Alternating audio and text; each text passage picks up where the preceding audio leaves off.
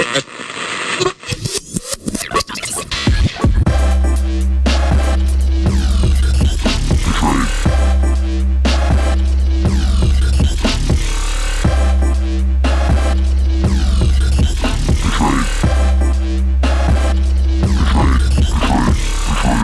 Betrayed. Welcome back to The Betrayed. I'm Gina Beck. This is Drew Williams. Thank you for listening, liking, commenting, and subscribing. We appreciate y'all, especially the reviews on Apple Podcasts. It means a lot. Yeah, and like always, thank you for the continued support, the continued engagement, and the hashtag Banana Cats. How are you, Drew? I'm well. How are you, G? I'm doing good. Just messing up our intro 10 times in a row, but doing well. It happens. One day I'm gonna have to do a collection of some of the stuff that gets cut out before we edit, just so people Our can laugh. bloopers. Yeah, exactly. Our bloopers. Some of them are pretty hilarious. That's funny. I think I'm gonna start this one off. This article's a little bit older, and I'm kind of shocked we didn't talk about this. When I sent it to G, she didn't seem like she recognized it, and I didn't. But this was from back in July, and I got this from PIX 11 out of New York. Death of Staten Island man found with I-type initials written on body ruled a homicide. Tompkinsville, Staten Island. The death of a Staten Island man whose body was found Monday with the words I scrawled on it has been ruled a homicide, officials said Wednesday. Officers found the man lying shirtless and unconscious in the first floor hallway of the Tompkinsville building this morning after a neighbor reported it. Police initially said he had visible injuries to his face and he was pronounced dead at the scene. The medical examiner's office on Wednesday determined the man died from blunt force trauma to the head and torso, confirming the death was a homicide. I was written on his chest with what appears to be black marker. Police sources told PIX Tuesday it also the words "I take dolls in my room, age is 1 was also written on his body. In this article it says the man's name wasn't released, and I'm going to link the other articles. His name was actually Robert Rayner, and he was about 81 years old, I guess, and he actually had quite a arrest record. He had 24 arrests to his name, but the record did not suggest him being a weirdo, and his name does not appear on any online registry for, the weirdo offenders. But only 4 of the 24 arrests have been unsealed, and 2 were for assault against his girlfriend in 87, a third in 92, and a drug possession charge in 96. He apparently was living with female relatives, some of which who had kids. I find it strange that there's no updates on it. Like, it came out in July, and there's nothing else. Like, did the cops? Is there more in that arrest record that he was a weirdo, and they're just, justice served? They're just not going to put money into it, or I don't know. It's kind of weird. Right, and that's how a lot of things go, is either the media doesn't talk about stuff, or if they do, there's not much of a follow-up, or there's no, I don't know, there's no, really, I feel like, more of a news story after that, right? Yeah, I mean, especially when you you know how much I like to actually dig for In facts. the news eyes, right? Yeah, In the news eyes, though. Yeah, and not in our eyes. We like to know everything. Well, yeah, but I use a website called ground.news, and they are kind of like an unbiased source that you can put a link in, and it shows you political leaning, how many people are reporting it. And I've searched for, I don't know, the last 3 hours before we started recording, trying to find anything with an update, and I couldn't find anything past July 21st. There's nothing. Yeah, I wish they cared more to give more of updates on stuff like that, because it'd be good to know, especially in that community, know what happened to that guy. Yeah, we'll make sure that we leave links that I found. I found 3, and I found the third one actually has some weird conspiracy around it, saying that a home care worker may have been responsible but it's from a really like gossipy website, and I couldn't find anything else that referred to it. But there's people on Reddit talking about it, but I don't know how much truth there is to that. But it's an interesting read. Yeah, and it's crazy. It just it shows that things like this, it really does happen. And maybe you didn't hear about it because it's not that big of a news story, unfortunately. Yeah, it's kind of a like I always say, we have a pretty sick society that focuses on some pretty weird stuff sometimes. Oh, it's so crazy. And you know, on a little off track, but on there's this show where it's like it shows the scenario and it lets you decide for yourself if you think they are guilty or not. I've only watched the first one, and it was a boyfriend who had killed his, or a husband, sorry, who had killed his wife in front of their son because she, in this is his words, had done drugs all day, all the time, all day, and didn't have her fix and was aggressive and hitting on her. And there was footage, or him, sorry, hitting on him. And there was footage of her hitting on him. And then he had grabbed the pistol and then shot her 3 times. And it was Interesting. That's kind of a cool take on the way to tell stories, though. Kind of make the right. audience kind of that's kind of cool. And it shows a bunch of stuff and then it shows the outcome, but it also lets you decide if that is the right outcome or not. And it's a whole like season. So I've only watched the first one, but there's a ton of different scenarios and maybe if a good one comes up, we'll talk about it later on. Absolutely.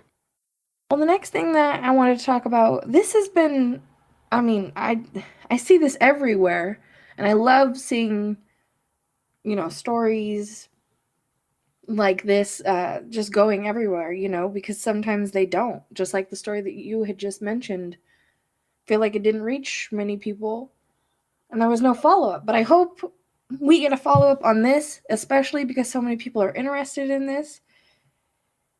A father murdered his daughter's boyfriend, right? For like selling her into ST. Now, if you guys don't know what ST is, I'm going to be able to tell you what it is, but I'm going to be able to say it without making YouTube mad. So, S, you guys all know what that is. And then trafficking, right? You guys obviously know what that is now. So, ST.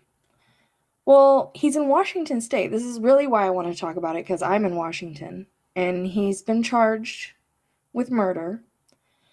So, I guess he found out about this, and this is all allegedly because it's still an investigation and they don't know for sure if the boyfriend had put her into ST, right? Well, the Spokane Police Department arrested John. His name is John. He's 60 years old, and after the body of a 19-year-old Aaron was found abandoned inside a truck. So police said that they responded to a call about a foul odor coming from an abandoned vehicle. This happened October 22nd. Real recent. Right. Very.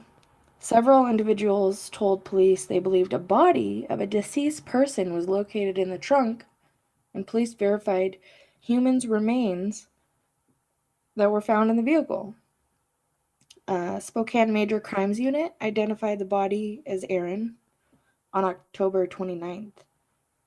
And John was arrested and charged with first-degree murder. This is one of those things that I think where the people get divided when you talk about the subject, and we're big fans of a particular individual that has some pretty cool T-shirts that we'll link. I'm not going to say the phrase because it seems to get you banned from everywhere, but we can say cap, and it's not the way the kids are using it nowadays. It's a different cap. Right. But we'll leave a link. You guys can figure it out. If this 19-year-old really did this to this man's daughter, I personally maybe he should have like community service and like an anger management class, but I don't know if he really did anything wrong. I know people are gonna be like, but it's murder, and I'm like, well, if he knew for 100% fact that this guy was doing this to his daughter, I can't blame a man for going way beyond for his daughter. I can't.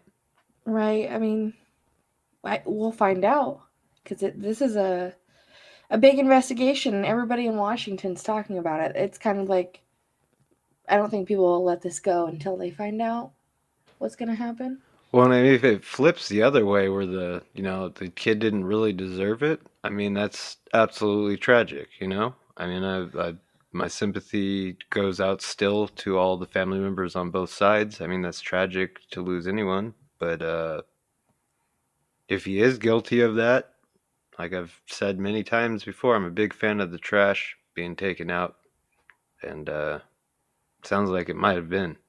So in here, it says, a very detailed description on how Aaron was murdered. And we're going to link that in the description below if you want to read those details. But I guess he had no recent criminal history or violent criminal history before this incident. I don't know if that matters or not. Sometimes it does, especially to a jury. And he was booked into Spokane County Jail on a $1 million bond. And I guess we're just going to find out what Wow, else that's happens. pretty. It's a pretty huge bond. Um, Right. so that's 100 grand they got to put up or something like that for him to get out. Mm. And I had posted this article. You want me to read some of the comments? Yeah. So some of you guys have given your opinions, and let's read them. It says if everyone did this, there would probably be less of this crap. Someone said that was Donna Hopkins. Shane, Alexson said, "Well, why is he in jail though? At most, it's a crime of passion, simple assault, accidental homicide. He should get 10 years probation, bracelet for one, some anger management, a medal, and put on as a consultant of these detectives investigating HT." I agree a lot with that statement. Aja said he should be pardoned. Lisa said it's not right, but as a parent, I can't blame him. Samantha said, oops. Nate said, free the man. Sue said, good. Zoe said, where's his GoFundMe page? So people are really supportive. People want to help him. People have his back, which so do we. That's not surprising. Like Chris, not all heroes wear capes. A lot of those comments. Chad, give him a medal. So, Reminds me of I can't remember his last name. His name is Gary. He's the man that shot the man that was abusing his own son, and he did it on camera. Um, he's the original Cap. He served almost zero time. He did go to jail for a while because when you even if you like a home defense like situation, you're gonna have to go to jail if you defend yourself and the person dies. It's just what's gonna happen. That's why they have lawyers for all that type of stuff. Hopefully, they've got him this older man because he said he's 60, mid 60s, something like that. he's Hopefully, 60. he's not really sick and they're not because generally American jails are pretty cold, pretty you know somewhat disease ridden. Hopefully, he doesn't get sick before his trial and stuff like that. But maybe enough evidence will come out and they'll pardon him or something like that. He'll get 10 years community service. Yeah, and if it is true, he says that he found out that his daughter was being ST'd out of Seattle. So if you have children or you live around the Seattle area and you're a young woman or young man even, you never know. Just be aware and stay safe, and you never know. You never know what can happen. Yeah, like she said, be aware. That's the key thing is I don't want everyone to walk around paranoid and stuff like that. But if you notice something weird, Don't brush it off always, especially these days. Yeah, just I guess be mindful, especially of the people around you. I know when I'm out in public, I don't really like think about danger, right? I don't think about that. I'm not like paranoid either. But when I see children out and about, and say I'm like in Walmart or Target or in a thrift store, anywhere, and or even like driving and there's children on the side of the road, like I like to be aware of their surroundings. Like, okay, are they with their parent? I'm just walking by, making sure like they're good. There's been times where a child was on their own looking for their mom and I helped them look for their mom. Sometimes you're just put in these situations and cross paths. You just don't ignore things. You just, hey, are you all right? Where's your mama? Just things like that. You're Well, it's not. like that old saying. What is it? Like it takes a village to raise a child. Well, we used to all look out for each other's children and stuff like that. And it's Yeah, it doesn't weird. have to be a weird thing. It's just making sure, in a nice way that Yeah, everything's yeah, all good. Because sometimes kids get lost, or kids, joking around and are running around the store or, a park, or you just want to make sure like parents are always nearby, things like that. absolutely. That's good advice. I think we're going to end it on this note. Thank you for listening, liking, commenting, and subscribing. If you're listening this far, make sure to like, comment, let us know that you're enjoying the podcast, leave us reviews, subscribe on Apple Podcasts and Spotify. And Love I y'all. heart And iHeart, all of them. Love y'all. Peace. Banana Cats. Much love. Peace.